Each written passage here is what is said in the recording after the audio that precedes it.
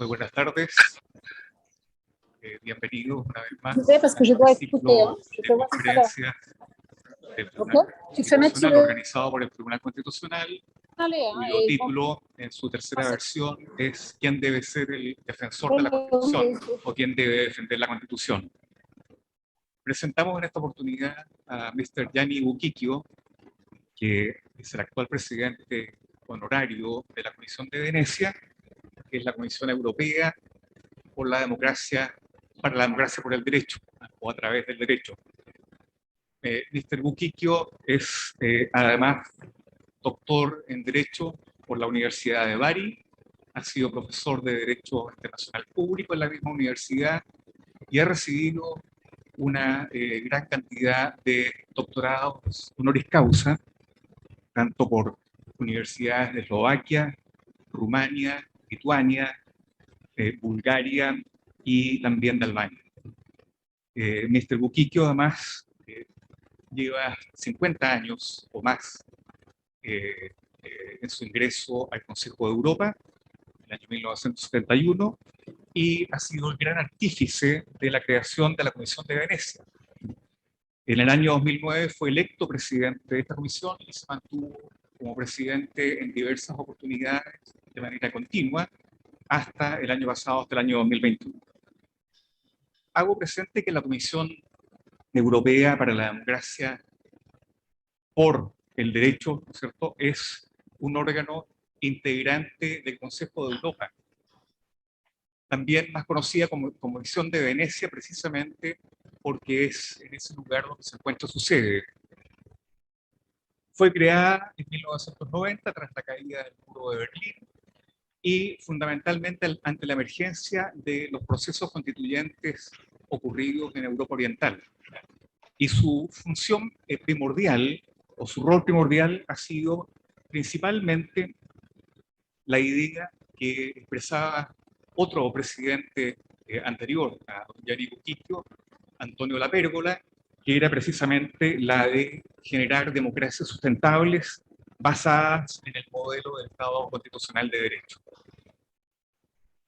La Comisión de Venecia es un órgano consultivo, coopera con los Estados miembros del Consejo de Europa y además coopera con otros países fuera del ámbito europeo y desde luego con organizaciones internacionales. También el rol de la Comisión es proveer de consejo o asesoría jurídica a tanto a los miembros como a países, ¿no es cierto?, que están fuera del ámbito del Consejo, y ha sido clave en asesorar a los estados en fortalecer sus modelos, los estándares constitucionales basados principalmente en la democracia, los derechos humanos y además en el Estado de Derecho. Las opiniones del Consejo de Europa gozan de un gran prestigio a nivel mundial y desde luego constituyen un insumo muy importante para la consolidación o fortalecimiento de los procesos democráticos en la mayoría de los países y sobre todo en materia de jurisdicción o de justicia constitucional. Actualmente la Comisión de Venecia cuenta con 62 miembros, dentro de los cuales están los 47 integrantes del Consejo de Europa y 15 estados no miembros. Dentro de esos 15 estados no miembros se encuentran 4 países latinoamericanos: México, Brasil, Perú y Chile. Chile, o el Estado de Chile, es representado por el Tribunal Constitucional y desde el año 2005. Desde el año 2005 se designó por el Estado de Chile el Tribunal Constitucional como su responsable en la representación del mismo. Junto con Mr. Gianni Buquicchio se encuentran actualmente 2 comentaristas, 2 destacados constitucionalistas y académicos de la Universidad de Chile, que los presentaré en su oportunidad, pero fundamentalmente, a modo simplemente de enunciado, se encuentra acá el decano de la Facultad de Derecho de la Universidad de Chile, Pablo Ruiz Tagle, y también el profesor de la misma universidad, Jorge Barrera. Hago presente que lamentablemente el señor Buquicchio deberá retirarse una vez que termine su presentación y en ese caso será subrogado o entrará, digamos, se sumará a esta conversación el señor Rudolf Schnur-Dürr, secretario adjunto de la Comisión de Venecia y además secretario general del Consejo Mundial Constitucional, quien podrá complementar además, desde luego, la intervención de Mr. Buquiquio. Dejo a continuación entonces a Mr. Buquiquio y le otorgo la palabra. Adelante, Mr. Buquiquio. Muchas gracias, señor presidente. Queridos amigos, es una lástima que tengamos que reunirnos en línea. Espero poder viajar a Santiago en un futuro próximo para la preparación de la opinión de la Comisión de Venecia sobre la reforma constitucional en Chile. La pasión por las constituciones está en el centro de nuestro trabajo. Es muy importante que la Constitución no solo quede escrita en papel, hermosamente encuadernado en cuero y olvidada bajo el polvo del tiempo. Todos hemos visto constituciones que no son más que declaraciones y no tienen ningún efecto en la vida real. El ejemplo que me viene a la cabeza es la Constitución de 1936 de la Unión Soviética, que establecía una lista impresionante de derechos humanos, pocos de los cuales fueron alguna vez aplicados. Por lo tanto, buscamos otro tipo de constitución, no solamente declaratoria, sino una constitución normativa, que es respetada y que le da forma a la vida del país de un modo cotidiano. En otras palabras, buscamos constituciones que están vivas, que son conocidas por el pueblo, respetadas por cada policía, respetadas por cada juez y, por supuesto, respetadas por el Parlamento y por el Ejecutivo. La Comisión de Venecia continúa aconsejando la redacción de estas constituciones, documentos vivos que pasan a ser el centro de la vida pública. Hoy día tenemos el gran placer de poder discutir con ustedes el importante tópico de quién debe ser el garantizador, el garante de la Constitución. Tengo presente que este tema de discusiones es muy relevante para la reforma. Sin embargo, en mi presentación no voy a discutir el caso específico del Tribunal Constitucional de Chile, sino que en su lugar voy a desarrollar el tema en forma amplia respecto a por qué necesitamos una revisión constitucional y por qué, si hemos llegado a la conclusión de que nos hace falta, quién debiera ejercerla. He preparado algunas palabras sobre esto, pero en realidad el ministro Romero ya ha dicho varias cosas muy importantes a este respecto. Y solo les voy a recordar que, como dijo el ministro, nosotros hemos trabajado desde 2002 ayudando a una serie de países, y aunque Chile fue el primero en América Latina,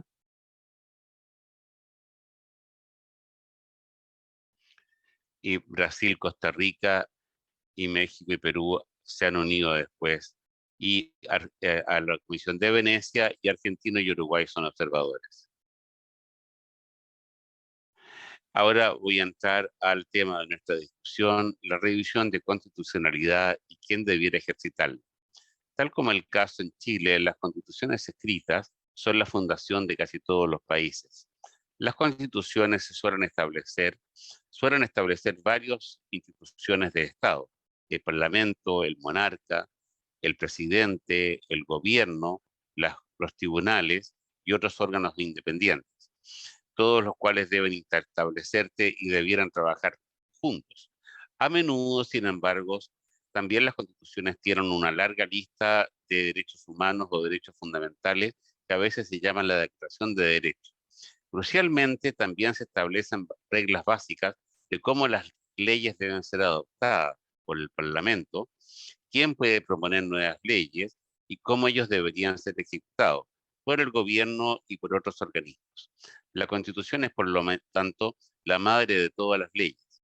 En consecuencia, la Constitución debiera tener un mayor rango o valor que las otras leyes, y todas esas nuestras leyes debieron estar en conformidad con la Constitución, que es la ley más alta.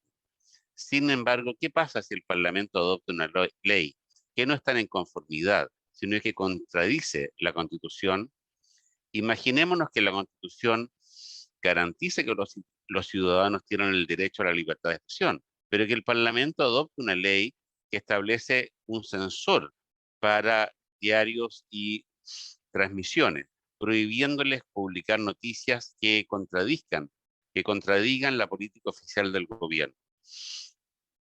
Esta censura tan amplia contradeciría la Constitución y por lo tanto contradeciría el derecho a la libertad de expresión. Sin embargo, en este caso, la ley ya ha sido votada por el Parlamento. Si esta ley ha sido firmada y puesta en vigor, publicada en el Diario Oficial y ha entrado en ejecución, va a tener rápidamente efectos. El nuevo órgano de censura se ha establecido y ha prohibido la publicación de varios artículos porque criticaban el gobierno. Ustedes estarán de acuerdo que incluso para personas que están en favor de las políticas del gobierno, esta es una situación muy preocupante. Cada quien debiera ser capaz de criticar el gobierno. Ese es el rol de la oposición en un país democrático. ¿Qué puede hacerse entonces si esta ley es una ley válida? Obviamente contradice la Constitución. ¿Podría esta ley simplemente ser ignorada? Me temo que no sea el caso. En nuestro ejemplo, los periodistas trataron de ignorarla, pero sus diarios fueron confiscados y ellos recibieron multas muy grandes. El rol de hacer algo al respecto podría estar atribuido al Parlamento. El Parlamento fue el que estableció una ley inconstitucional, de modo que ellos debieron arreglarlo. ¿Pero es esto una solución viable? El mismo Parlamento, o la mayoría de gobierno en el Parlamento, adoptó esta ley de censura inconstitucional. Probablemente se les advirtió por la oposición de que su ley era inconstitucional, pero ellos adoptaron esta ley de cualquier manera porque estaban convencidos de que esta ley era necesaria para defender los valores de la mayoría gubernamental. ¿Podemos nosotros esperar que estos parlamentarios momentáneamente vuelvan a la razón y concluyan que ellos no debieran haber adoptado esta ley en primer lugar y que debieran abolirla inmediatamente? Esto quizás pueda suceder y ellos quizás lo hagan, pero no podemos excluir que en muchos casos, especialmente si el ejemplo no es tan claro como en el caso de la censura, la mayoría rechaza reconocer que hicieron un error y que ellos no van a abolir la ley. Finalmente, ellos quieren ser reelegidos y admitir un error no sería una gran ayuda para ellos y por lo tanto tenemos un problema. Entonces, hemos establecido que las leyes inconstitucionales debieran ser retiradas de circulación, especialmente cuando violan los derechos humanos. Esta función es llamada revisión de constitucionalidad, pero no podemos razonablemente esperar que el Parlamento mismo haga este trabajo. En principio, el Parlamento siempre debiera adoptar solamente leyes que estén en conformidad con la Constitución, pero no podemos realistamente esperar que siempre corrijan sus propios errores y que sean un árbitro justo para su propia causa. De modo que, ¿quién más puede llenar esta función? Desde el comienzo vamos a excluir al gobierno, porque fue la mayoría gubernamental la que adoptó la ley y la que propuso la ley que vino finalmente desde el gobierno. Y entonces esto nos deja a los tribunales. En todos los tribunales hay algún tipo, forma de tribunales, típicamente encabezadas por la Corte Suprema. En todos los países, los tribunales han desarrollado esta capacidad. Fueron los tribunales los que desarrollaron la revisión de constitucionalidad y todos ustedes han escuchado el famoso caso de Marbury versus Madison en 1803, en el cual la Corte Suprema de los Estados Unidos mantuvo que tenía el derecho de decidir si una ley estaba en conflicto con la Constitución. En este caso, la ley debiera ser nula y no podría ser aplicada. Parece que este principio, conocido como revisión de constitucionalidad, tomó cierto tiempo antes de aparecer primero en Estados Unidos, pero rápidamente pasó sobre el Atlántico y fue aplicado en Europa, en países tan distintos como Noruega, Rumania y Mónaco. El problema de esta idea, sin embargo, está acechada por el problema de la legitimidad, el problema llamado contramayoritario.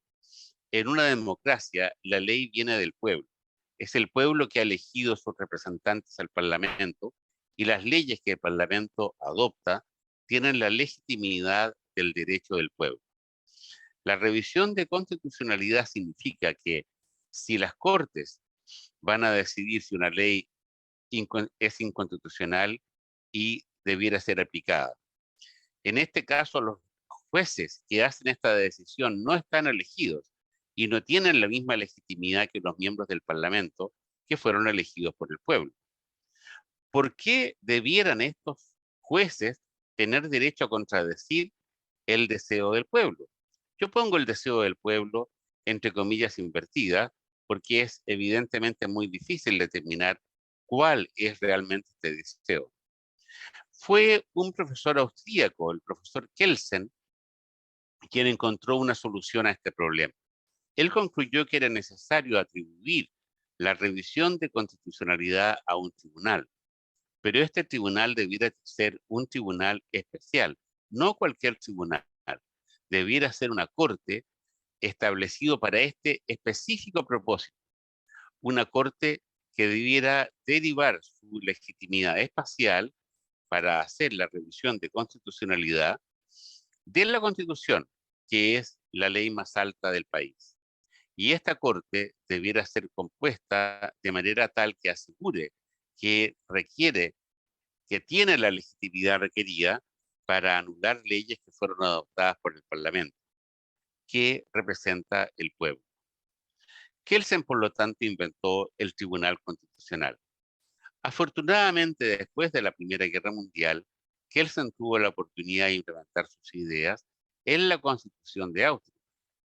Y también se establecieron tribunales constitucionales en Checoslovaquia, que la establecieron un poco antes que los austríacos, que lo hicieron en 1920.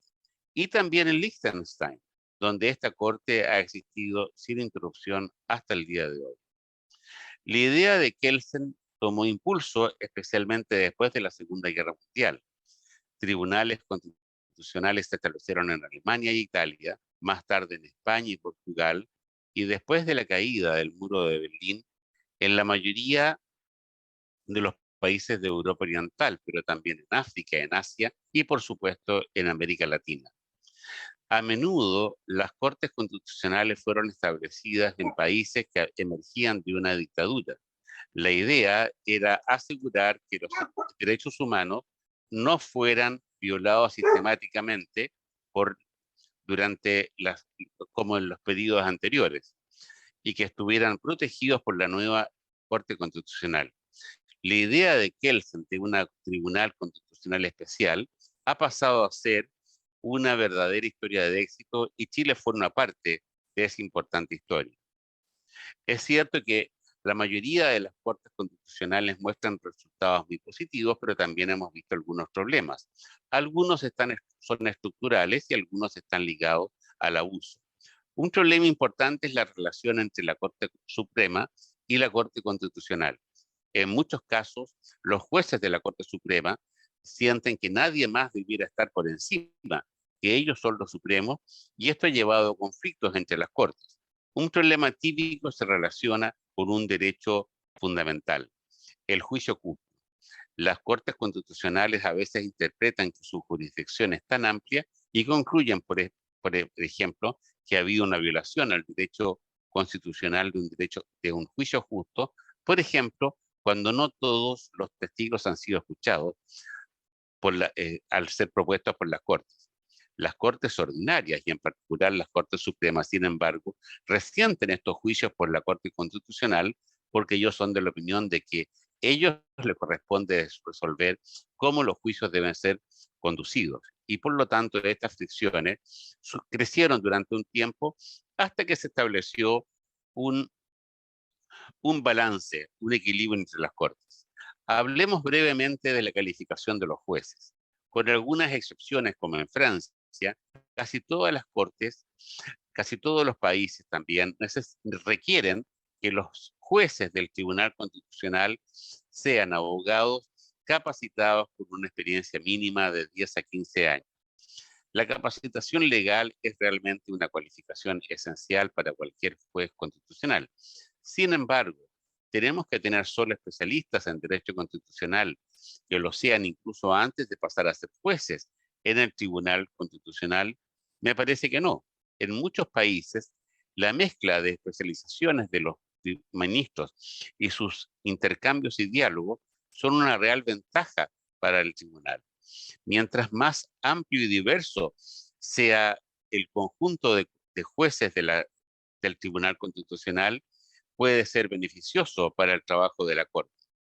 Un argumento que muchas veces se levanta contra los jueces de las Cortes Constitucionales es que ellos son jueces políticos.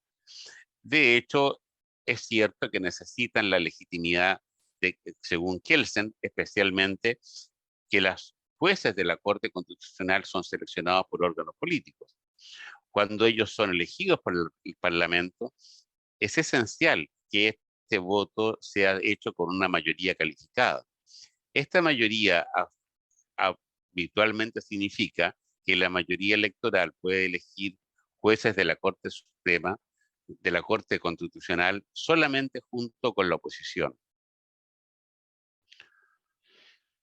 Sin embargo, también es posible que se llegue a un acuerdo entre la mayoría y la oposición para mutuamente aceptar a quien sea propuesto por el otro lado. Esto podría llevar al nombramiento de jueces cuya única justificación es ser leales al partido que los ha nominado. Esto podría ser una forma peligrosa de pensar, y hemos visto algunos casos en los cuales jueces que se esperaba que favorecieran a un partido, una vez que son nombrados, pasa que llegan a ser excelentes jueces que respetan completamente su juramento de independencia. Esto es lo que se llama el deber de la ingratitud. Un argumento final es por qué las Cortes Constitucionales pueden estar mejor establecidas que la Corte Suprema para ejercer la revisión de constitucionalidad, es que los jueces ordinarios, incluidos los jueces de la Corte Suprema, deben aplicar una gran cantidad de leyes. Su foco es la correcta aplicación de las leyes. Sin embargo, la revisión de constitucionalidad no requiere la aplicación de las leyes, sino que el examen de su conformidad con la Constitución. Al centro del trabajo de los jueces ordinarios es la aplicación de las leyes. Ellos no van a reconocer necesariamente o notar que las mismas leyes que ellos aplican podrían ser inconstitucionales. La ventaja de los jueces de la Corte Constitucional es que su tarea es el propósito de su trabajo. Se especializan en examinar la constitucionalidad de las leyes más que su aplicación. En conclusión, podemos decir que cuando hay una constitución, la ley básica del país, la superioridad de esta ley debe ser asegurada en relación a las otras leyes. Esta tarea no puede ser atribuida al mismo Parlamento, que tienen dificultades en reconocer sus errores. El gobierno no es una alternativa y esto deja la posibilidad de la revisión de constitucionalidad solamente a los tribunales. La revisión de constitucionalidad puede ser atribuida a las cortes ordinarias, pero el modelo de Kelsen de tribunales especializados tiene muchas ventajas.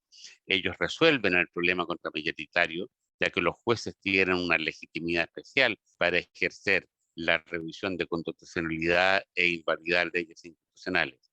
Incluso si los jueces de las Cortes Constitucionales son elegidos por órganos políticos, las mayorías calificadas deberían asegurar que jueces altamente calificados sean nombrados, o por lo menos que haya un equilibrio en la nominación. En breve, los cortes especializadas tienen muchas ventajas y esto explica por qué esta institución ha pasado a ser una historia de éxito. Muchas gracias por su atención. Muchas gracias, Mr. Quiquio.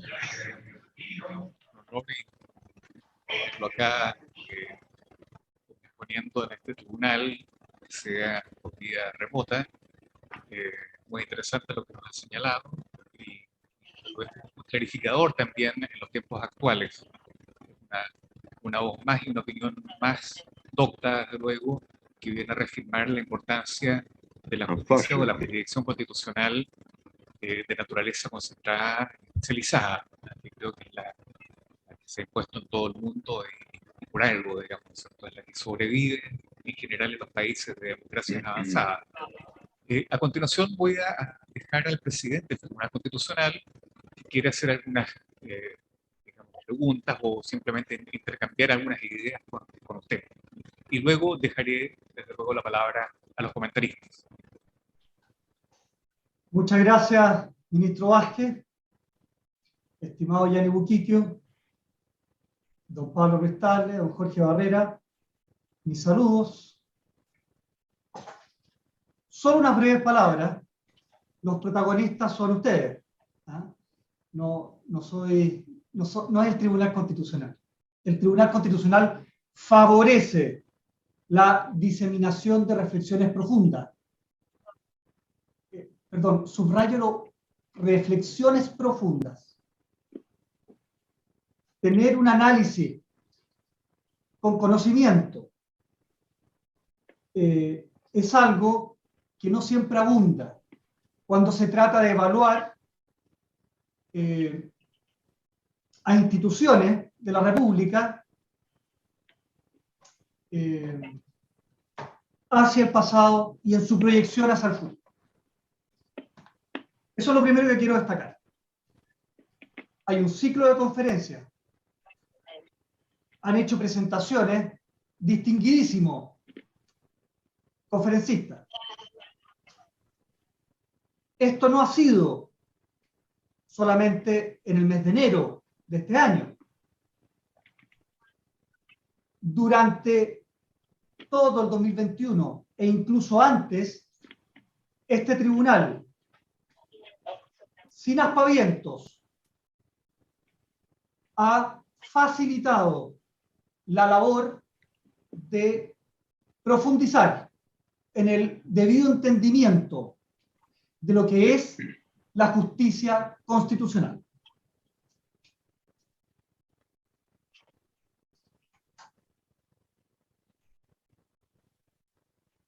Esta Corte Constitucional tiene funciones diversas.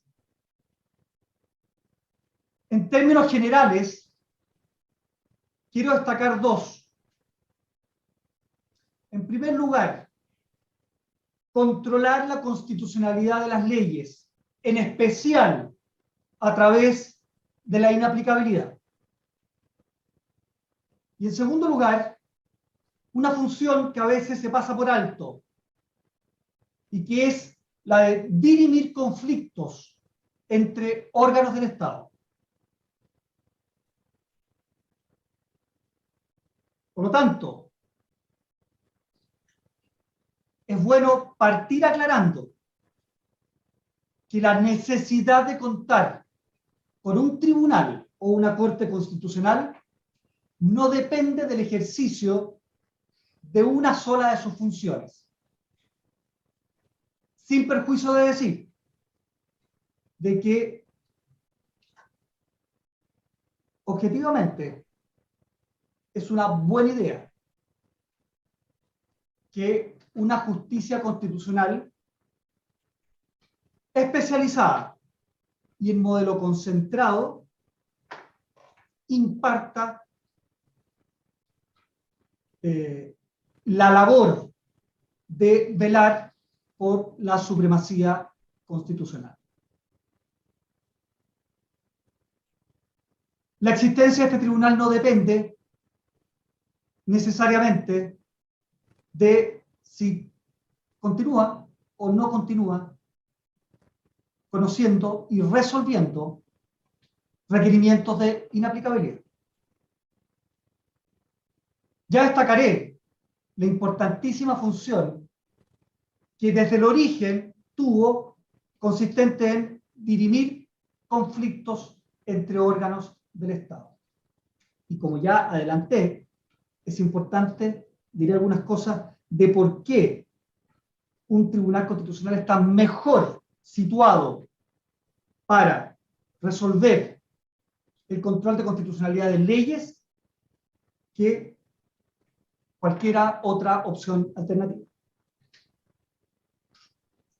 Hagamos un poco de historia. Este tribunal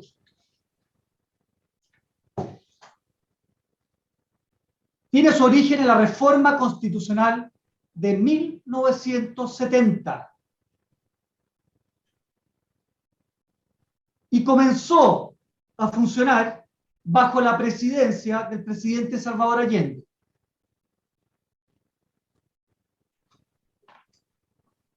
Y voy a citar la justificación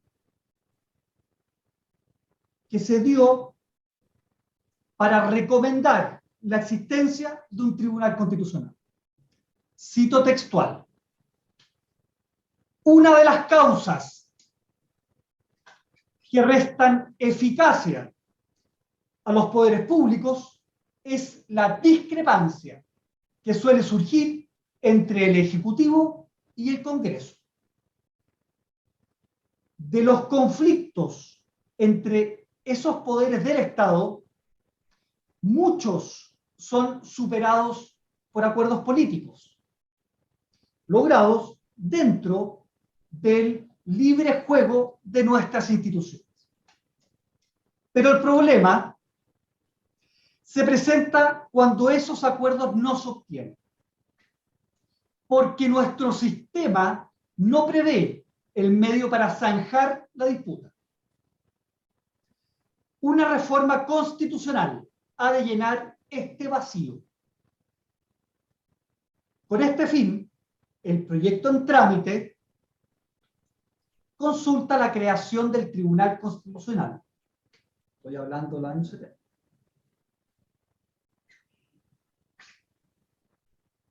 Encargado este Tribunal Constitucional de dirimir los conflictos cuya raíz consiste en una encontrada interpretación de la Carta Fundamental. El Tribunal Constitucional que por este mensaje propongo crear, escribió el presidente de la época, ya existente en otras legislaciones más avanzadas, cumplirá satisfactoriamente su objetivo primordial, cuál es la definición de los conflictos de poderes que surjan por la desigual interpretación de las normas constitucionales, cuyo imperio y observancia así quedan robustecidos. Este es el mensaje del presidente de la República en ese entonces, Eduardo Frei Montalva, con ocasión del proyecto de reforma constitucional de 1970. Se habla de vacío. Y es bueno preguntarse, para efectos de análisis, si esa posibilidad de disputa entre órganos políticos merece o no merece ser dirimida por un tercero. En aquella época no existía Tribunal Constitucional. Era la Corte Suprema la que tenía algunas labores jurisdiccionales en el ámbito constitucional. No existía esta función de dirimir conflictos entre órganos políticos. Y en aquella época se reconoce que de no existir un órgano como el Tribunal Constitucional, no era posible abordar un vacío. Pregunta. ¿Creen ustedes que ese tipo de conflictos hoy en Chile son inexistentes?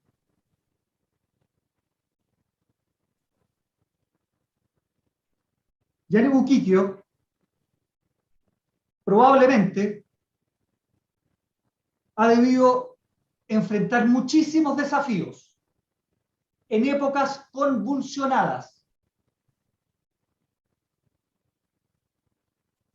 Muchos de esos desafíos implican conflicto entre órganos del Estado. Lo que quiero decir es que este tipo de conflictos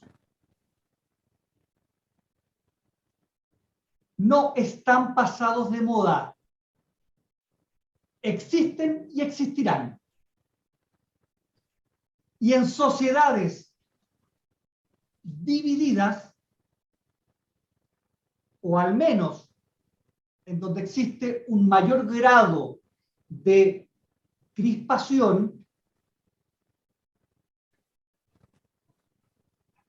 funciones de resolución de conflictos se hacen extraordinariamente necesarias.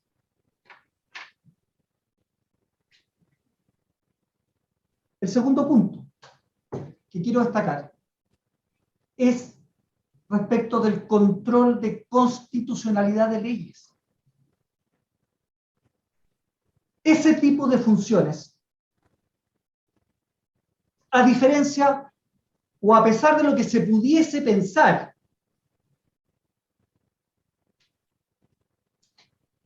es distinta al tipo de conflicto que habitualmente se resuelven en la judicatura ordinaria. Es importante tener claro que se trata de conflictos distintos. En el caso de la inaplicabilidad, es perfectamente entendible y razonable que los jueces que están entrenados para aplicar la ley vigente no se hagan muchas preguntas o reflexiones sobre la constitucionalidad o no de la ley que están acostumbrados a aplicar. Es importante la especialización en esto.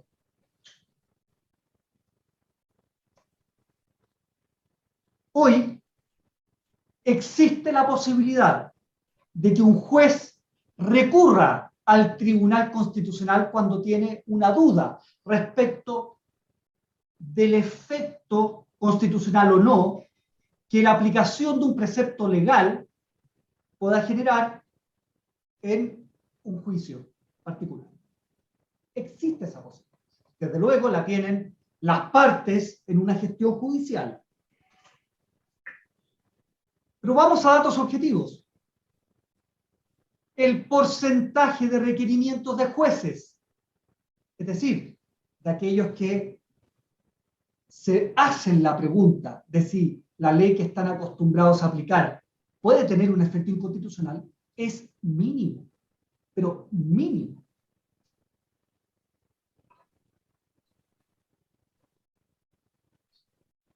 Resolver. Dicho sea de paso, es una buena idea desde el punto de vista del acceso a la justicia. Repito, es una buena idea desde la perspectiva del acceso a la justicia que se facilite la posibilidad de poder revisar el efecto inconstitucional o no en la aplicación de un precepto legal. Hoy, el Tribunal Constitucional conoce más de 2000 requerimientos de inaplicabilidad. Es decir, ha existido un incremento significativo en los últimos años, en el último decenio, de hecho, de requerimientos de inaplicabilidad. Hagámonos la pregunta. ¿Creen ustedes que este incremento sostenido en la búsqueda de satisfacer protección constitucional es algo meramente instrumental, buscando dilatar juicios? Por favor, los datos objetivos sirven. Es razonable llegar a conclusiones que estén fundadas más allá de la mera intuición. No estoy diciendo de que exista un solo modelo. La aspiración, y con optimismo, es que cualquier evaluación que se haga sea profunda y, en la medida de lo posible, se sustente en datos objetivos, muchos de ellos cuantitativos.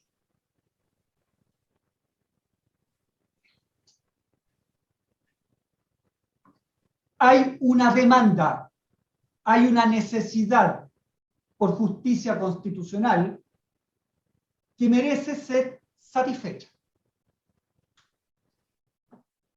El procedimiento en esta judicatura constitucional brinda plenas garantías,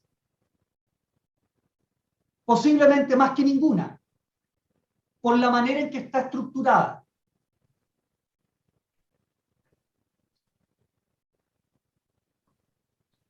Nadie, posiblemente, de los que haya tramitado en este tribunal podrá reprochar dificultades procedimentales, al menos desde una visión general.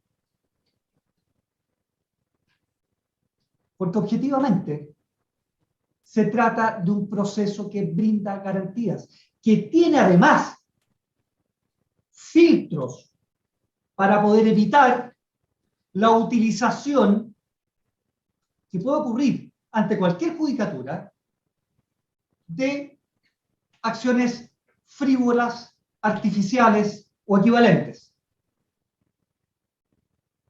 Y si nuevamente volvemos a los datos, una revisión desapasionada podrá advertir de que el control de admisibilidad o filtro inicial opera. Sí, opera.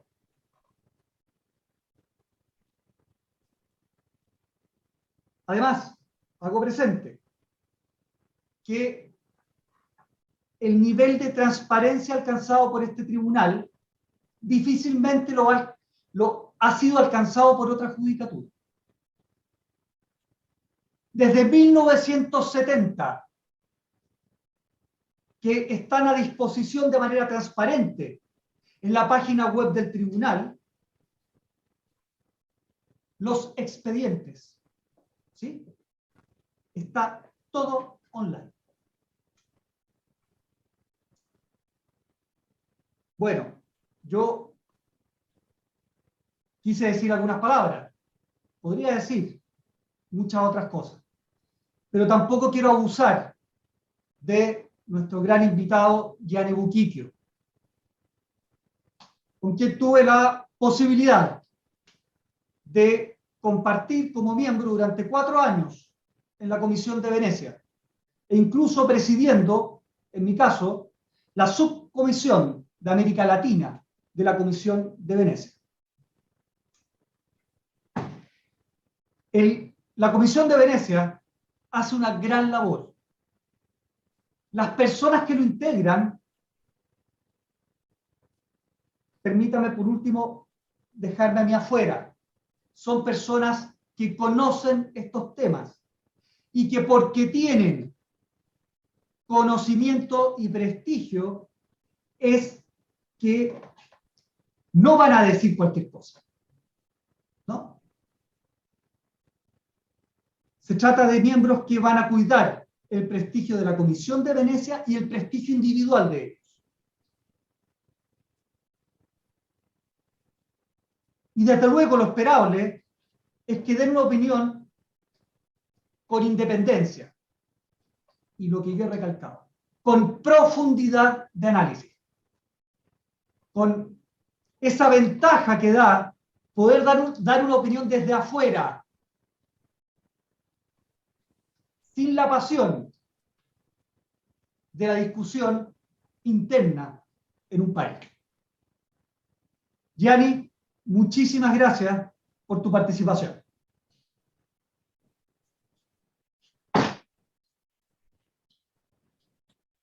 Gracias, presidente. No sé si Gianni quisiera... Muchas gracias. Muchas gracias, señor presidente. Como usted dijo,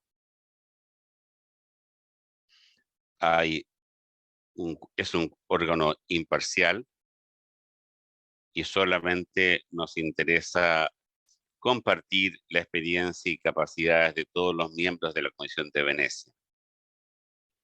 Por eso es que vamos a ir muy pronto a su país.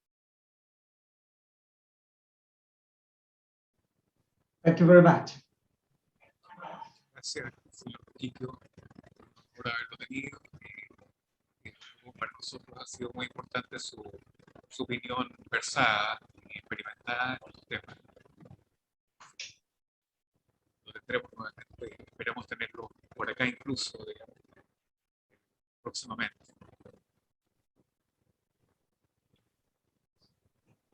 Bien. Dejo a continuación, entonces, gracias, presidente, dejo a continuación a los comentaristas en este esquema de esta conferencia. Dejo a continuación a los comentaristas de la presentación del señor Quiquio, del expresidente de la Comisión de Venecia, actualmente presidente honorario, y entro a presentarlos. En primer lugar, nos encontramos con el decano de la Facultad de Derecho de la Universidad de Chile, don Pablo Ristáguez, abogado de la Universidad de Chile, doctor en Derecho por la Universidad de Yale, y también profesor de la Academia Judicial de Chile, profesor de Derecho Constitucional, desde luego en la facultad, profesor de la Academia Judicial de Chile, integrante de los grupos de estudio y evaluación del Consejo Superior de Investigaciones Científicas y Tecnológicas, CONICIT y FONDECIT, profesor invitado en diversas universidades extranjeras, Argentina, Colombia, Estados Unidos, México y España, y es autora además de diversas publicaciones de actualidad, vinculadas a temas constituyentes desde hace varios años. Nos ha estado ilustrando precisamente con interesante literatura al respecto en materia de derecho público y constitucional. Por tanto, el profesor Tagle luego tiene una versada opinión al respecto. Esperamos precisamente su valioso aporte en este caso. Adelante, profesor Tagle.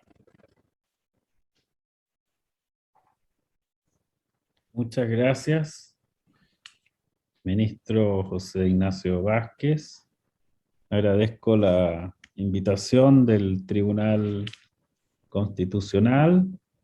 Agradezco al presidente Juan José Romero.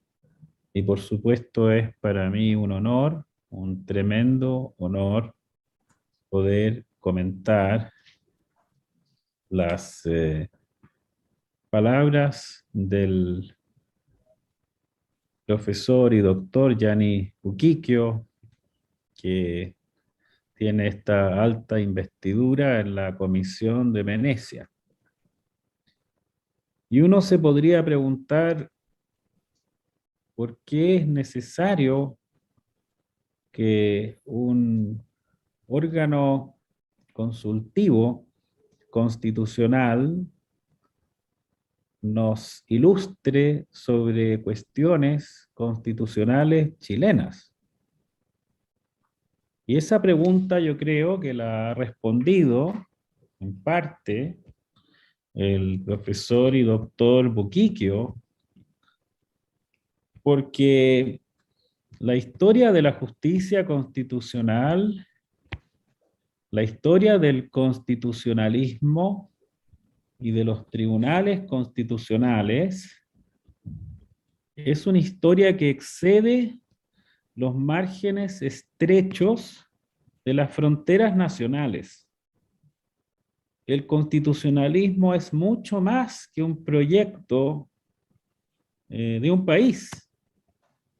Es un proyecto de controlar el poder mediante el derecho, que ya tiene más de 2 siglos y que extiende su prestigio, como lo ha dicho Gianni Buquiquio, es una historia de éxito, es una historia exitosa, lo dijo, it's a success story. Es una historia exitosa en Europa, en Estados Unidos, también en Latinoamérica, en países de Asia, en países que no tenían sistemas de control y de corte constitucional, como en Inglaterra o en Canadá, que han adoptado cada vez modelos más cercanos al constitucionalismo. Y es tan exitosa esta historia que los gobiernos autoritarios, muchas veces las dictaduras, adoptan fórmulas de control constitucional y a veces instalan tribunales constitucionales para aparecer ante el mundo como sistemas democráticos, sistemas políticos de democracias constitucionales. Entonces la segunda pregunta que uno se hace, ¿cómo es posible que hayamos llegado al punto en el cual en la Convención Constituyente chilena se haya planteado eliminar el Tribunal Constitucional, transferir sus atribuciones a la Corte Suprema, que resolverá por sorteo solo una cuestión? El presidente Juan José Romero ha dicho muy bien, hay temas de contiendas de competencias, hay temas que tienen que ver con las tareas del legislador negativo, anulación de las leyes, y la inaplicabilidad, que sería la única función que quedaría subsistente, quedaría entregada a una sala que se sortea. ¿Cómo hemos llegado a este punto? Y yo creo que es bueno hacer la autocrítica. Por una parte, yo veo al tribunal en estas sesiones de seminario con un espíritu de escuchar las autocríticas. He escuchado los paneles anteriores, cuando expuso el profesor Carlos Peña, Antonio Viera Gallo, dijeron, lo que pasa es que muchas veces las mayorías en el Congreso se sintieron frustradas por decisiones, por reglas, por normas de la Constitución, que no les permitían expresarse. Y entonces ahora vendría el péndulo marcado hacia imponer la regla de mayoría por encima de los principios constitucionales. Y esto es un grave error, pero yo diría hay una cuestión más profunda. Ahí también hay que decirlo, en la Convención Constitucional un punto de vista errado, que es rechazar de plano el conocimiento especializado experto y creer que cuestiones complicadas como son el diseño del Estado, el régimen político, la justicia constitucional, pueden ser resueltos con un simple eslogan, con un criterio como lo llamó en su maravillosa exposición el ministro Alfonso Guerra con un espíritu de adanismo jurídico, como querer inventarlo todo de nuevo. Y es cierto, el constitucionalismo admite nuevas variantes. Todos sabemos, por ejemplo, que el ombudsman como institución se inventó en 1906. Y el ombudsman se ha ido incorporando, y nosotros quizás podemos crear algunos criterios en torno a la paridad, la representación de los pueblos originarios e indígenas, pero no podemos inventarlo todo.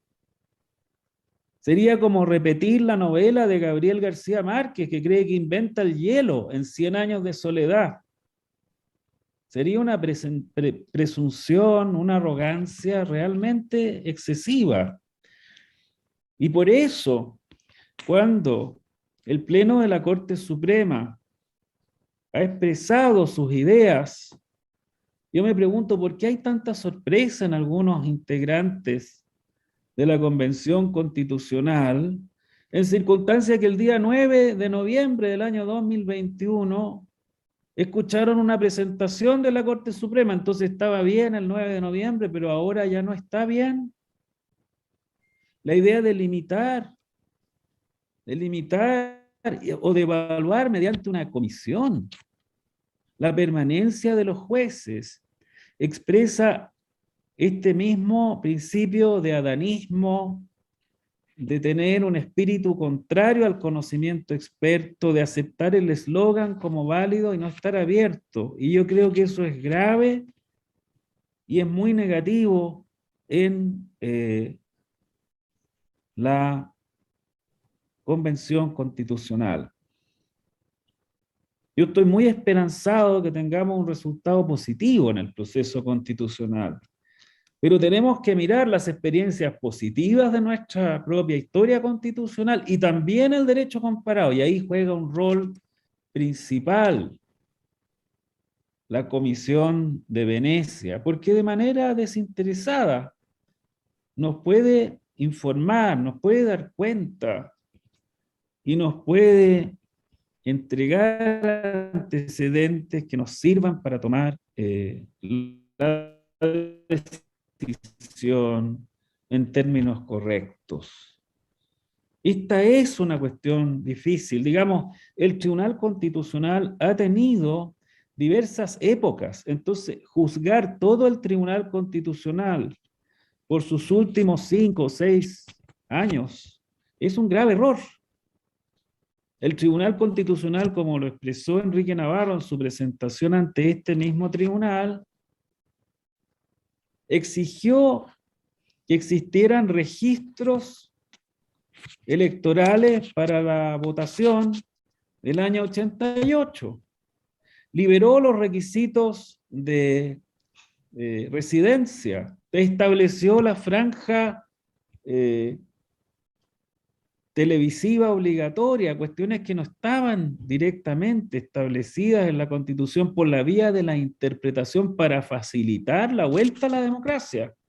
Y es cierto que el Tribunal Constitucional, yo lo digo y yo creo que lo podemos aceptar con claridad, hoy día quizás hay una división, hay conflictos internos, hay problemas, pero todas las instituciones chilenas tienen estas dificultades.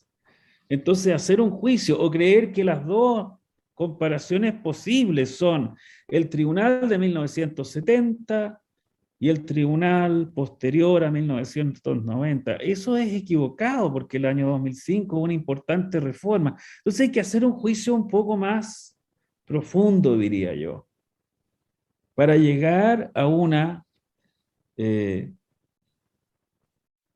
deliberación que se hagan los intereses de Chile, de nuestro país, de nuestra patria, no en los intereses de una facción particular.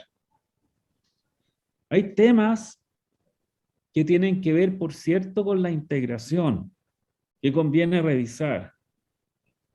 Yo he propuesto, bueno, estoy dispuesto obviamente a cambiar todas estas ideas, que el tribunal amplíe el número de sus integrantes, que tenga, por ejemplo, 21 integrantes y que se le agregue la competencia administrativa al tribunal.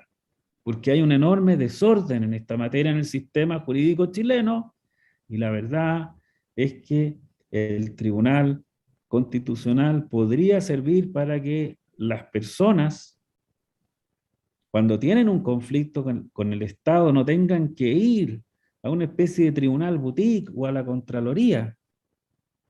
Lo mismo podemos decir acerca de los efectos de las sentencias. Como lo dijo muy bien el profesor Buquico, siempre hay una tensión entre los tribunales constitucionales y las Cortes Supremas de cada uno de los países, y en eso Chile no ha sido una excepción, pero se han resuelto adecuadamente los conflictos. Incluso yo diría más, la información que tengo, que se comprueba con las declaraciones del expresidente de la Corte Suprema, Guillermo Silva, y también con lo que nos informó en su momento el ministro Sergio Muñoz cuando concurrió a las reuniones en el grupo de académicos que estudiamos la propuesta de reforma al Tribunal Constitucional, es que el juicio que hay del traslado de la inaplicabilidad al Tribunal Constitucional en la Corte Suprema es un juicio positivo. Es un juicio que se ha hecho bien. Pueden existir errores, por cierto, pero es un área en la cual el Tribunal Constitucional tiene una cantidad de trabajo enorme y, como demuestra, entre otros estudios, el libro de Felipe Meneses, ha sido una tarea de hacer de verdad una garantía los derechos fundamentales de las personas. Se trata entonces que la Convención Constitucional escuche no solo las voces que quiere escuchar, sino que también escuche las voces del Colegio de Abogados, del Pleno de la Corte Suprema, del Tribunal Constitucional y de sus ministros, de los profesores, y no solo de los que vienen recién llegando a los temas tan complejos como estos, que escuche todas las voces, que las sopese, que delibere seriamente sobre ellas y que tengamos una buena Constitución. Y que por supuesto escuche todas las voces también del derecho comparado, como la de la Comisión de Venecia. Una última cosa, nada más, para que veamos la complejidad que tiene esta cuestión de la justicia constitucional. En el año 98-99, cuando estaba en nuestro país el profesor Luis Faperó, a instancias de su obra, yo escribí un artículo que se llama Control concentrado o difuso, el uso de una dicotomía ruinosa, que está publicado en la revista de Derecho Público de la Universidad de Chile. Y ahí yo identifiqué, para que veamos la complejidad, 7 significados diversos de lo que significa el uso de la dicotomía concentrado y difuso. El primero, el que es más frecuente, que es el de Carl Schmitt, que distingue como concentrada si se trata de una instancia o difusa si son varias. El segundo, que tiene otro origen, si se trata de una cuestión principal o incidental, el control constitucional. El tercero, si es una justicia ordinaria o especializada. El cuarto, si los efectos de las sentencias son meramente declarativos o constitutivos, o por su parte tienen otros efectos, como son las clasificaciones que hace el gran comparativista Mauro Capelletti. El quinto significado de esta misma dicotomía, difuso o concentrado, es si se trata de una etapa o de una designación directa. El sexto, si se conecta a un sistema jurídico escrito, algo de esto decían en las conferencias anteriores, escrito, formalizado en una constitución, y eso sería más bien concentrado, o si es difuso porque contiene principios y valores. Y finalmente, la dicotomía en el uso que hace Luis Faperó, que también es bastante aceptada, según si nos referimos al sistema americano o al sistema europeo de justicia constitucional. Entonces, díganme ustedes, ¿cómo podemos abordar esta cuestión tan compleja de 7 significaciones diferentes. Si es que no hacemos el esfuerzo de escuchar a los especialistas, a los expertos, a los que han estudiado esto desde el punto de vista del derecho comparado. Eso es el adanismo. Creer que yo sé las cosas porque tengo un grado de pureza o porque soy capaz de tomar una decisión tan cuantaba la tabula rasa, o como si fuera Adán, que yo le pongo nombre a todas las cosas, que en verdad no es ser Adán, sino más bien ser ese personaje un tanto jocoso de Alicia en el País de las Maravillas, que se sienta y cree que las palabras tienen el significado que esa persona les da. Y no es así. Por más que nosotros inventemos una curiosidad de justicia constitucional, vamos a ser juzgados con los estándares del derecho comparado constitucional. Y más vale que sepamos eso antes de incurrir en fatales errores, que sería una lamentable serie de decisiones. La justicia constitucional ha sido una historia exitosa, como dice el profesor Buquiquio, en todo el mundo, y en Chile es cierto, hemos tenido problemas, pero hay también momentos de éxito que debemos rescatar, y por eso en ningún caso yo estaría de acuerdo con la supresión del Tribunal Constitucional, con el juicio de una comisión por los jueces que ya están nombrados, con el establecimiento de toda clase de afectaciones de la estabilidad y la independencia judicial, como se está notando en estos días, inspirados en este criterio que ya llega al máximo de su capacidad de expansión negativa, que he denominado, para caracterizarlo, adanismo jurídico. Un sistema constitucional donde no hay frenos y contrapesos no es un sistema constitucional democrático y constitucional. Es otra cosa. Es un ropaje autoritario de el poder de los más fuertes, porque son más o porque tienen más fuerza. Y entonces, ¿qué diferencia tendría la dictadura militar de la que venimos saliendo y la Sexta República que habría que construir, a mi juicio, donde la justicia constitucional tiene un componente central en el diseño del concepto de la democracia? Y con esto termino, porque la democracia no es la regla de la mayoría, es la regla de la mayoría sometida a los límites de la Constitución, que se combina con la misma fuerza con la garantía de los derechos fundamentales para todos y la inclusión y participación política de las minorías. Si resulta que le estamos dando un reconocimiento a minorías de pueblos originarios y no hay un tribunal constitucional que las defienda, ¿qué posibilidad existe en realidad de que esa constitución tenga aplicación real? Si queremos que las minorías, las personas que han sido verdaderamente afectadas en sus derechos por la historia constitucional, no tienen una justicia constitucional que los defienda, sería un grave despropósito de diseño constitucional. Muchas gracias. Muchas gracias, Pablo.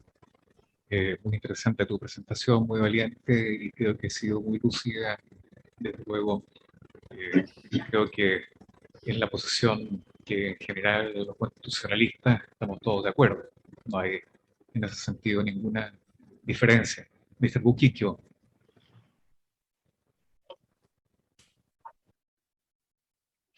Desgraciadamente tengo que partir muy pronto. Quisiera decir unas pocas palabras antes de que el próximo profesor. Se han planteado algunos puntos muy importantes y quisiera decirles que yo en general comparto muchos de los puntos de ustedes. Quisiera subrayar un punto, porque como dije, nosotros no queremos intervenir en el trabajo de la convención. No es nuestro rol.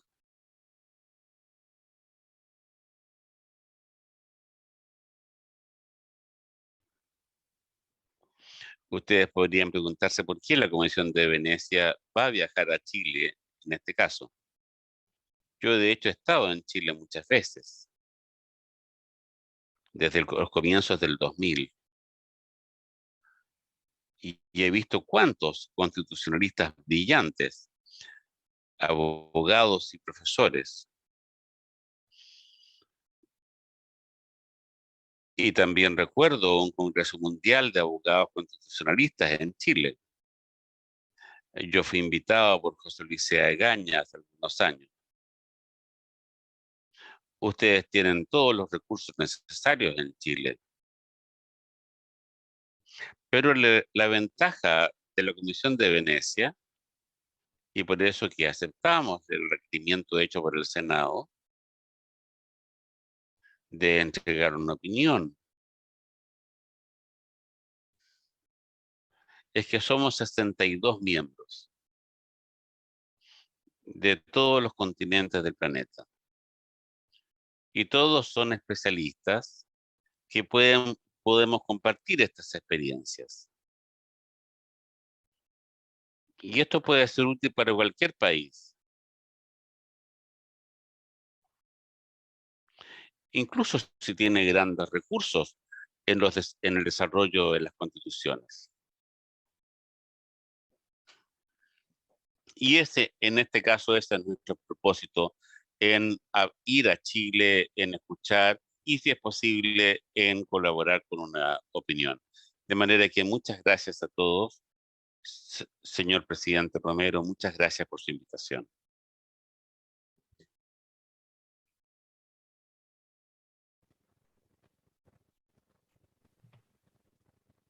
Muchas gracias.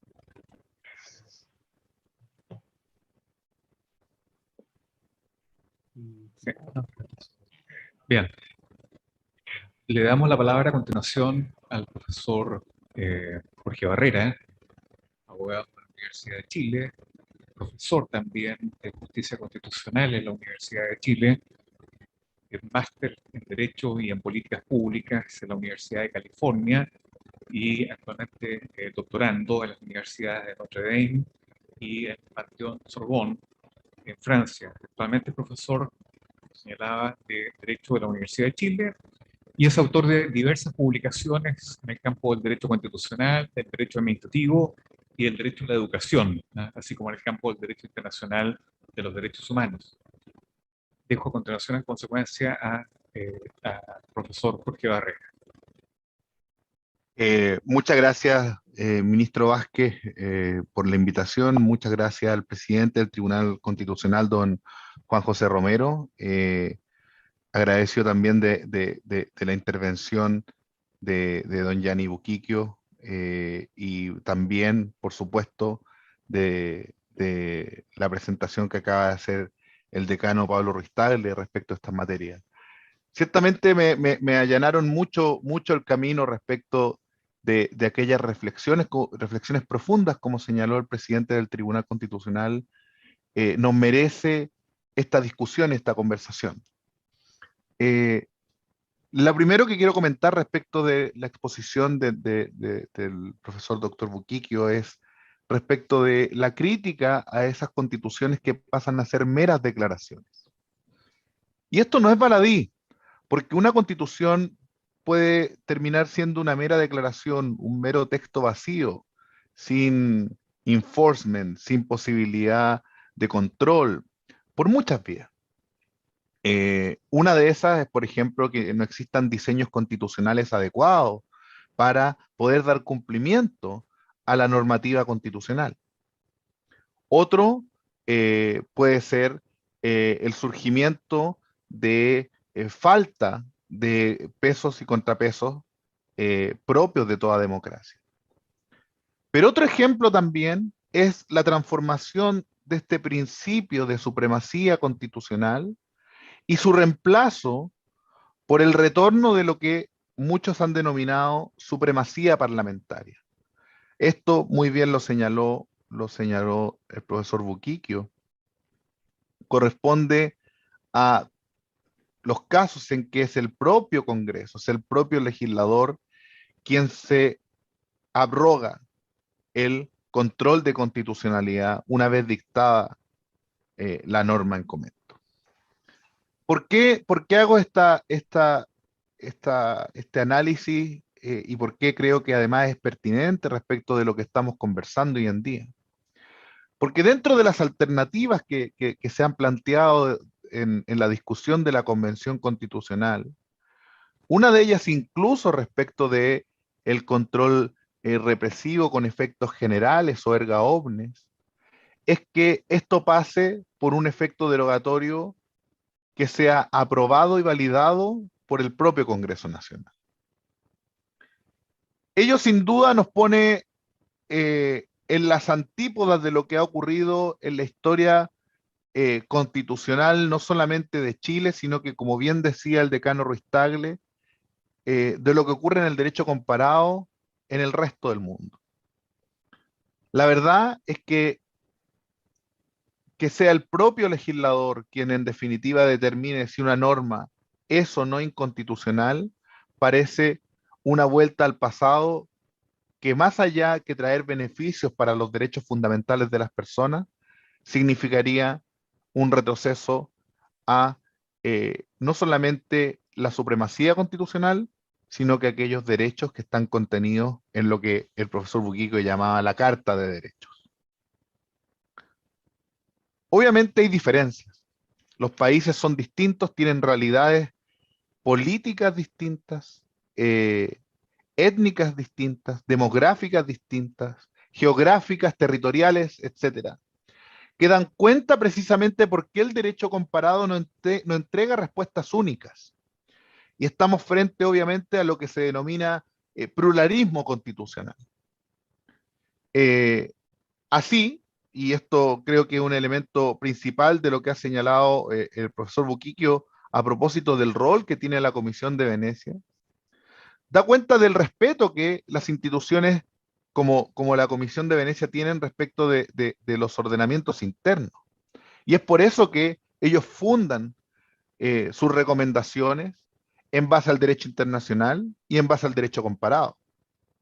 No son antojadizas y tampoco son respuestas únicas, como en muchos casos, y lamentablemente nos hemos acostumbrado, no solamente en materia de ejercicio de jurisdicción en muchos casos, sino que también en la academia, en donde se tratan de encontrar conceptos o respuestas únicas a problemas complejos que muchas veces tienen más de una solución desde el punto de vista constitucional, y no solamente a nivel de derecho comparado, sino que también a nivel de derecho interno. ¿Qué es lo que precisamente hace el derecho internacional? Y que en Europa, sobre todo, se ve más palmariamente con el concepto de pluralismo constitucional llevado a este concepto de margen de apreciación. Esto nos permite tener, por una parte, un respeto irrestricto a la soberanía de los países, un margen de respeto a los derechos fundamentales y los diseños constitucionales de cada país, pero por sobre todo, un respeto también a la idiosincrasia política, étnica, demográfica y territorial de cada uno de los países.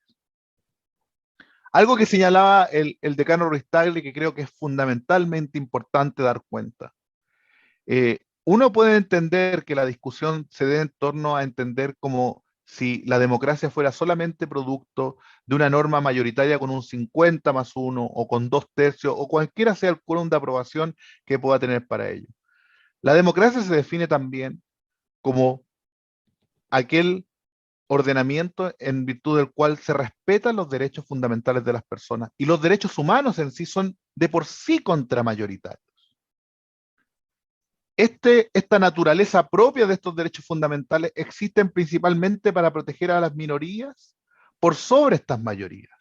Y es un elemento que no hay que dejar de lado, porque cualquiera sea la institución u organismo que se encargue de velar por el cumplimiento de estos derechos contramayoritarios, se va a ver enfrentado eventualmente a la crítica popular, sea cual sea el organismo que lo realice.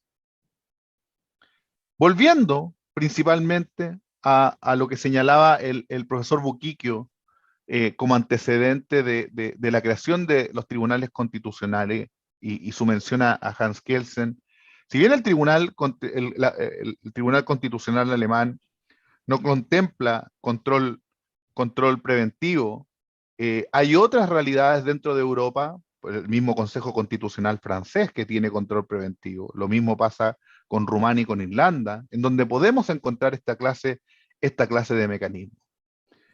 Yo me quiero detener un minuto respecto de lo que señalé sobre esta visión que tiene la Comisión de Venecia, en donde el pluralismo constitucional, en base obviamente a la experiencia comparada y en base a un piso mínimo de supremacía de la Constitución por sobre el resto del ordenamiento jurídico, juega un papel importante para entender qué es lo que ocurre en Chile. ¿Por qué razón? Principalmente respecto de esta dicotomía, que no es tal, al menos, respecto de control por parte de la Corte Suprema y control por parte del Tribunal Constitucional. Nosotros tenemos una historia detrás. Chile cuenta con una desprotección por muchos años respecto de los derechos constitucionales, que trató de repararse de alguna manera con la Constitución de 1925 y con el establecimiento de la inaplicabilidad por inconstitucionalidad, que en un principio fue conocida por la Corte Suprema. Entonces nosotros ya sabemos, por casi una centena de años, perdón, cómo operó un control de constitucionalidad por parte de la Corte Suprema, con todos los matices que uno pueda tener a la vista al momento de hacer ese análisis profundo y reflexivo respecto de cómo debiese ser llevado a cabo el control de constitucionalidad en una nueva constitución. Antes de la reforma del año 2005, las inaplicabilidades impetradas ante la Corte Suprema tenían muy poco éxito. Los antecedentes hablan de 8 aprobadas o poco menos de 10 en casi 10 años de un total de casi 1000 requerimientos. Tomando en consideración que la declaración de inaplicabilidad por inconstitucionalidad, si bien tenía efectos para el caso concreto, significaba para el máximo tribunal declarar que la norma era inconstitucional en abstracto, por lo tanto estábamos frente a una inaplicabilidad distinta, ciertamente esto se producía porque dicha declaración chocaba en un principio con el principio de deferencia al legislador.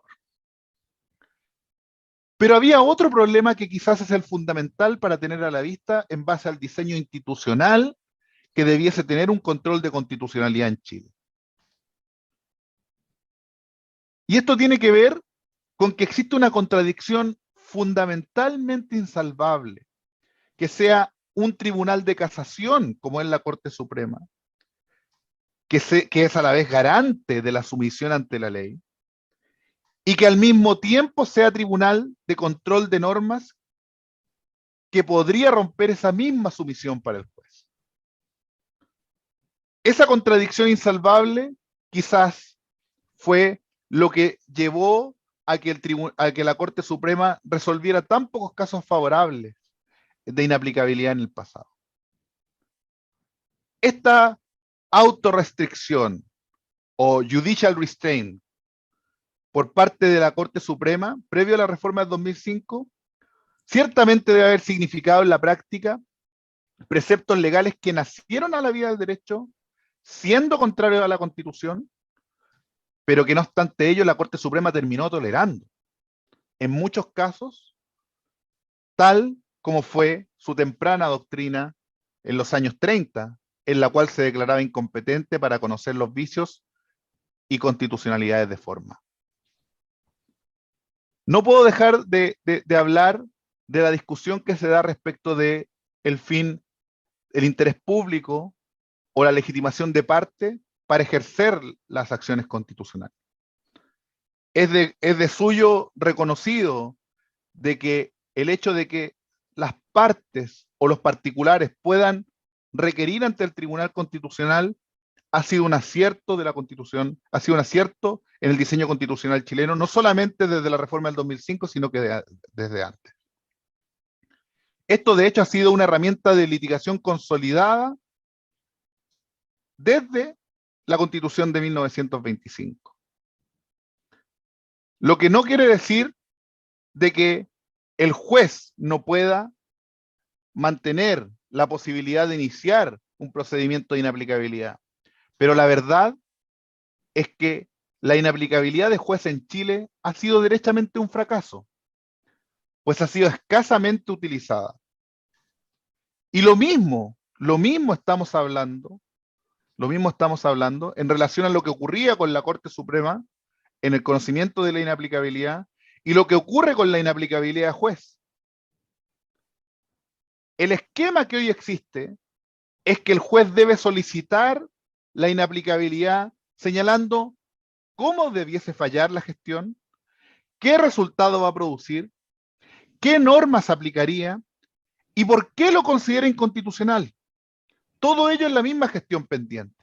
O sea, estamos claramente frente a un prejuzgamiento donde el juez toma una posición y previo a la dictación de su sentencia definitiva. Por lo tanto, estamos frente palmariamente a un problema de imparcialidad, el cual solo es salvable en base a una justicia constitucional especializada. No puedo dejar pasar que además, durante muchos años, se ha permitido a los órganos constituidos como el Congreso Nacional y el Ejecutivo, a través del artículo 86 de la Ley Orgánica del Tribunal Constitucional, que hagan llegar observaciones en los requerimientos de inaplicabilidad. Medida que ha sido escasamente usada y casi de manera nula.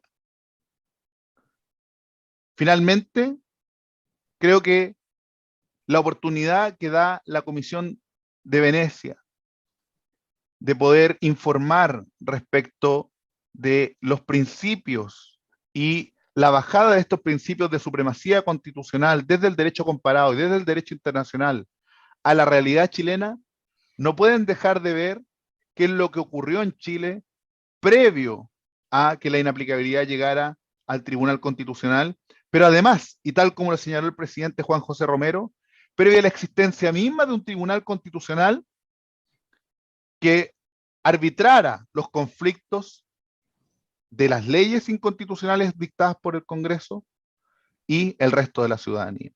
Muchas gracias. Muchas gracias, profesor Barrera. Interesante, gran aporte también en esta discusión y en este aporte, desde luego, de ideas, un tema altamente debatible hoy día en nuestro medio nacional. Presidente, no sé. Sí, gracias.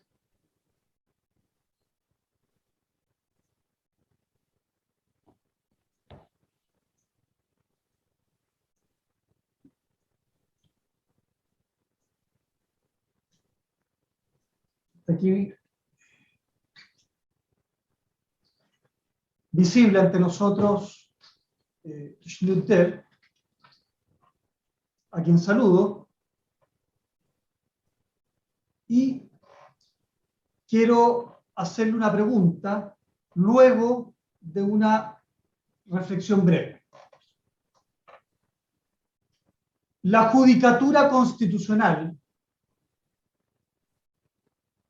es un eslabón necesario, pero al mismo tiempo frágil frente a eventuales ataques de órganos políticos. La naturaleza de sus funciones la hace propensa a la impopularidad, muchas veces, no siempre, frente a órganos políticos. Una Corte Constitucional debe abstraerse de consideraciones sobre popularidad o impopularidad, algo que, reconozcamos, puede ser subjetivo. nosotros, o mejor dicho, cualquier juez, o se espera de cualquier juez, que ejerza sus funciones con aplomo, serenidad y, digámoslo, silente. Tenemos un compromiso de ser serenos, hablar en términos generales a través de nuestros fallos, pero lo que es una realidad es que en el juego de culpas en que muchas veces caen los diferentes actores políticos, intentando evitar que se les culpe y atribuir a su vez a otros culpas, una judicatura, constitucional o no, está en desventaja. No puede entrar a defenderse, no corresponde que se defienda como si fuera un actor político más.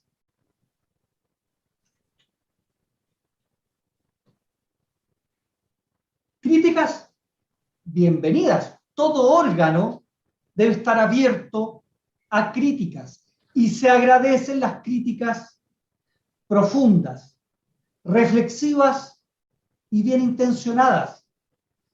Siempre ayudan a mejorar. Y desde luego que hay espacio para mejorar.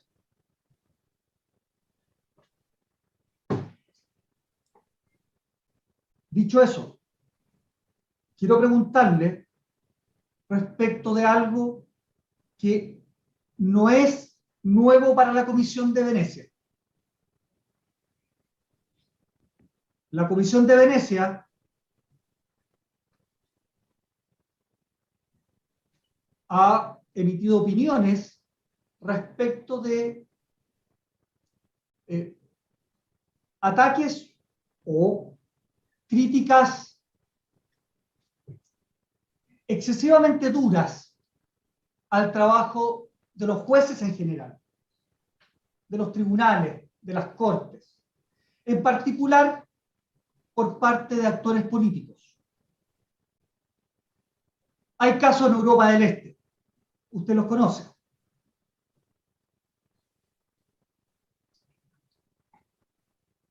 Voy a leer de manera textual una opinión de la Comisión de Venecia en uno de los casos. Las declaraciones, ya sean del presidente, miembro del gobierno, o del Parlamento, que socavan la credibilidad de los jueces, son motivo de gran preocupación, incluso si no impiden formalmente que los jueces cumplan con su mandato constitucional.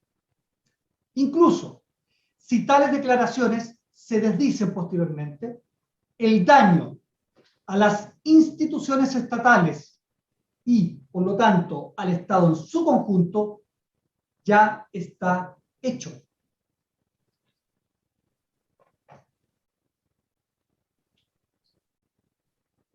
Schneider, me gustaría, si es posible, que usted pudiese profundizar en este tema. Repito, tengo claro que siempre hay espacio para mejorar, y estoy hablando en términos teóricos también. Tengo claro que una parte inevitable del trabajo de cualquier corte o tribunal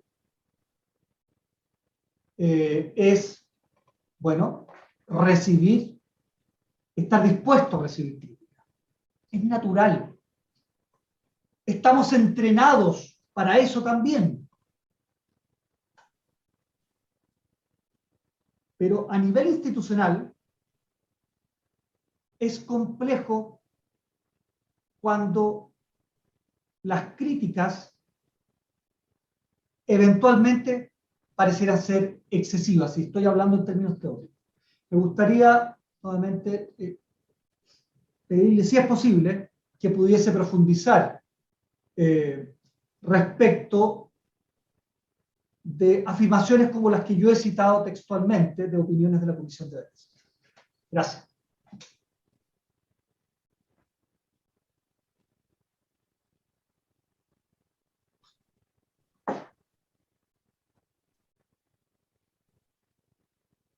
Schnudder,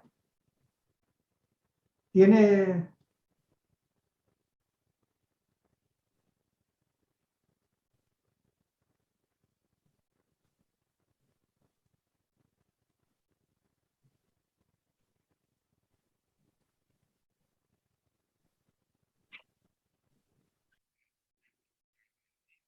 Muchas gracias. La Comisión de Venecia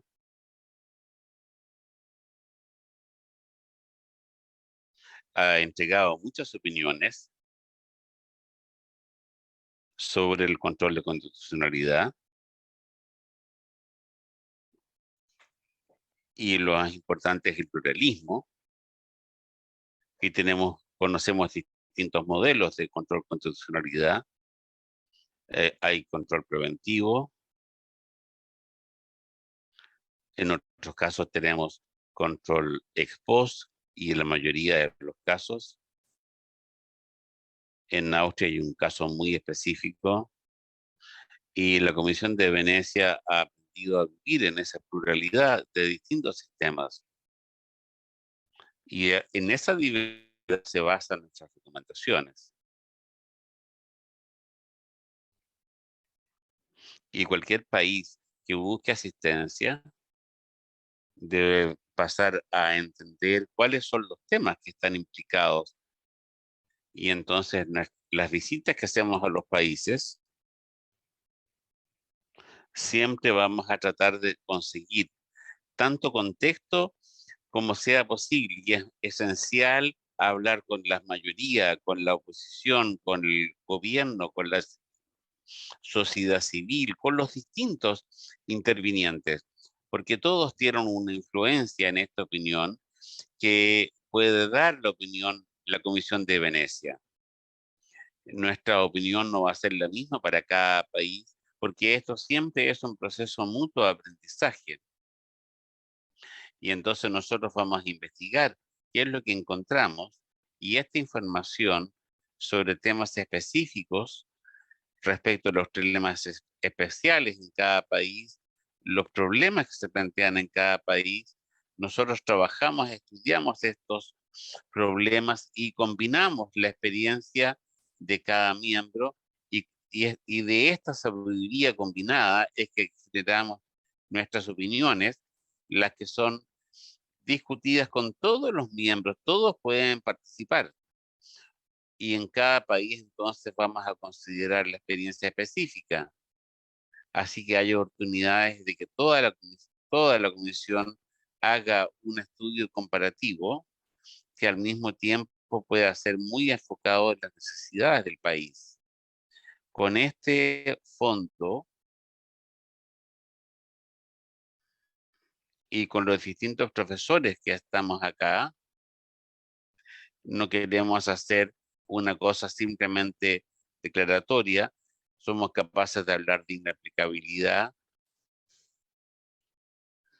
Tenemos que considerar las experiencias de nuestros países miembros, de manera que desde el comienzo de este proceso, yo estoy muy agradecido de tener esta posibilidad de intercambio de hoy día. Hemos aprendido mucho durante esta reunión y sus intervenciones fueron sumamente útiles para nosotros.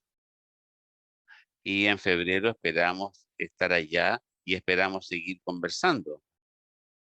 Todo esto que hemos escuchado de ustedes hoy día va a ser relevante y nos va a enriquecer. Y vamos a poder llegar a Santiago y encontrarnos con todos los participantes en el proceso constitucional. Y entonces, cada información que nosotros obtengamos es útil y vamos a intentar preparar algo que sea realmente útil para ustedes. No tenemos un consejo estándar igual para todos los países. Nuestras opiniones son entregadas tratando de adaptarlas a cada país, considerando todos los aspectos y las miradas, y de esa manera que ustedes puedan hacer un uso útil para ustedes. De manera que es un muy buen punto de partida y muchas gracias al Senado y al Tribunal Constitucional de invitarnos a esta conversación. Nosotros también escuchamos y aprendemos mucho cuando escuchamos a los demás. Y entonces nos ayudará en la preparación de nuestra opinión. Muchas gracias. Gracias. Ministro Vázquez, una pequeña explicación.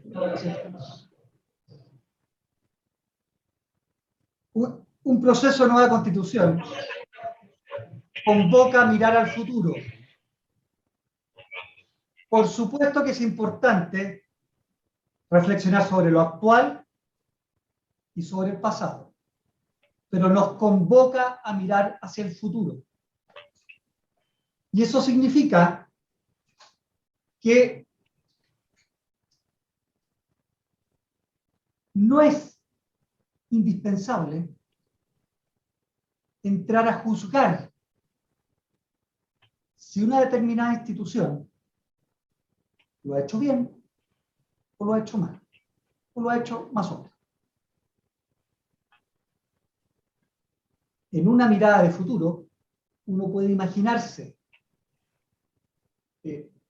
reglas, arreglos institucionales que puedan hacerse cargo de desafíos. Y con esto termino. Y lo repito. Una nueva constitución, y no estoy diciendo nada nuevo, una nueva constitución es una constitución que merece ser protegida. La protección de la nueva constitución por los órganos que se determinen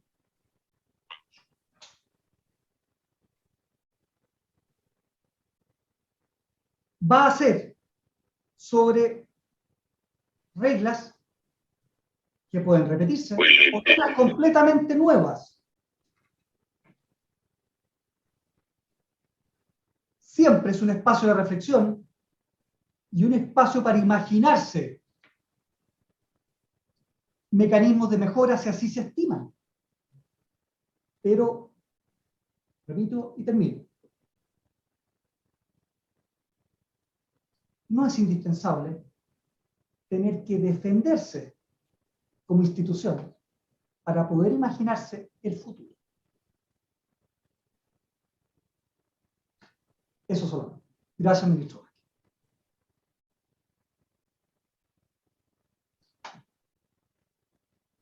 Me voy a permitir hacer una observación de todo lo que he escuchado acá, muy interesante, las distintas perspectivas.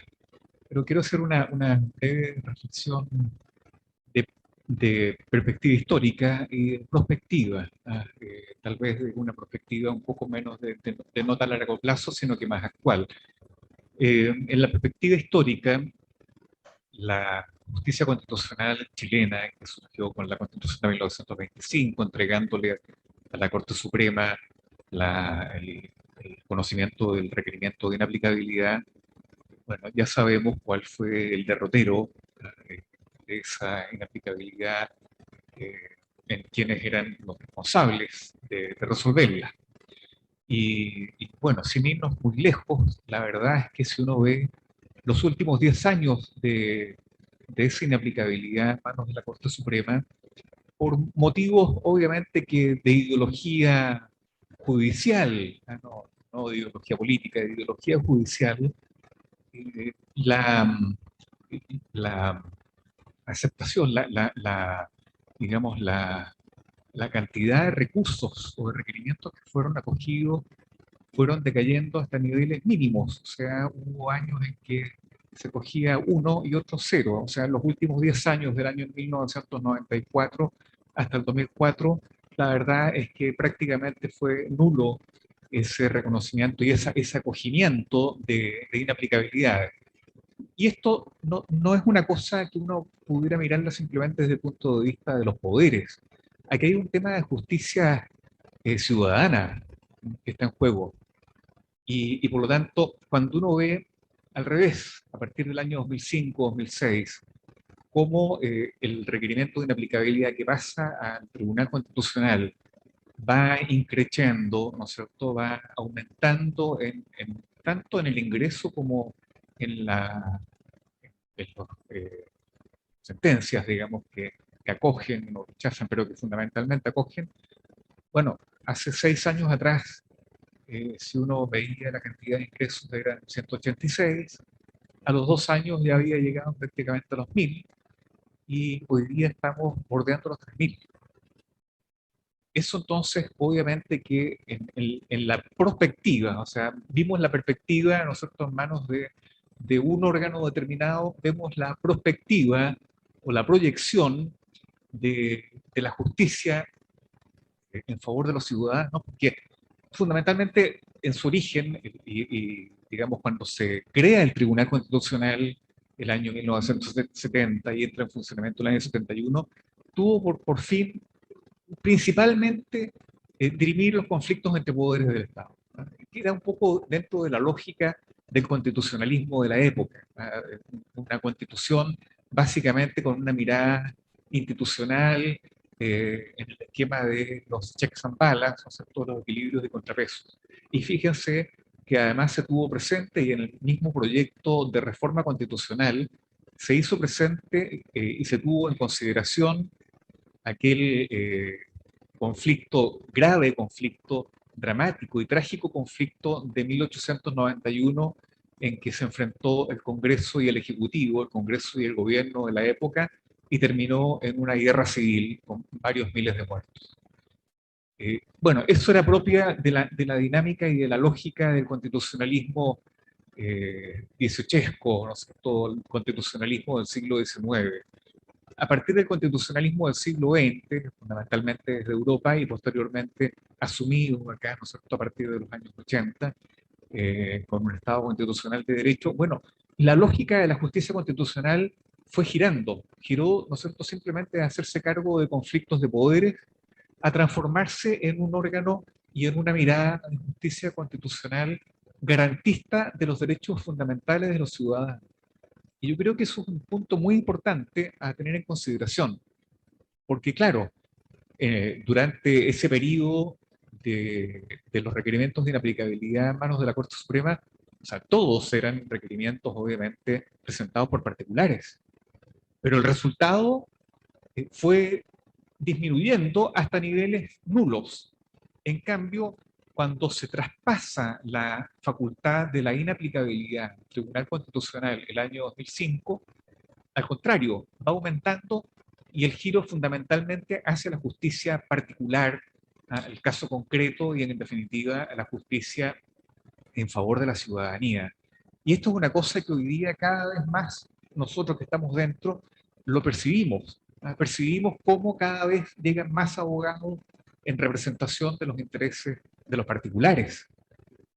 Eso significa, en definitiva, un elemento de legitimidad para el Tribunal Constitucional y para la justicia constitucional y para la jurisdicción constitucional concentrada y especializada, que es muy importante tener presente y que no se puede dejar de considerar en un análisis, como decía el presidente, serio, objetivo, imparcial, con análisis objetivo, comparado, etcétera, de una experiencia versus una experiencia, o mejor dicho, un modelo que no ha sido experimentado.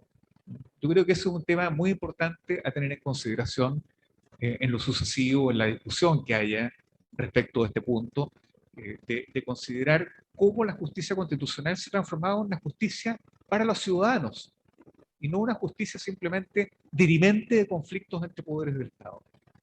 Va más allá de eso. Ese es un tema muy importante que yo creo que la gente debe tomar conciencia de ese aspecto.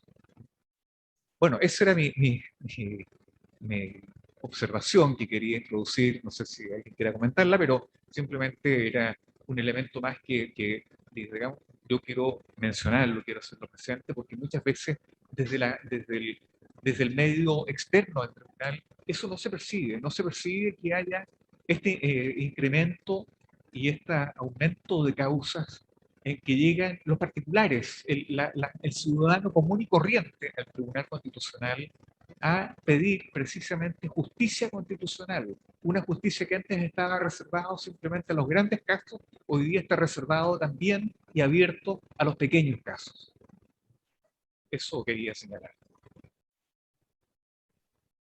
Bien, si no hay nada más que añadir, no me queda más que agradecerle a todos los participantes, bueno, desde luego una vez más a Yanni Buquiquio, que ya no se encuentra con nosotros ahora, pero a Rudolf Schnur, desde luego nuestro mayor agradecimiento por la cooperación y el apoyo que le ha dado precisamente y la perspectiva desde la Comisión de Venecia, que para nosotros resulta altamente valiosa, y por supuesto, ¿no es cierto?, a nuestros destacados panelistas, destacados también académicos y juristas constitucionales, que nos honran el haber estado presente en esta tercera versión de la conferencia, que para nosotros es un elemento que desde luego no es solamente, ya veníamos realizando, como ha señalado el presidente anteriormente, distintas versiones a través primero de los encuentros con los ministros del Tribunal Constitucional alemán,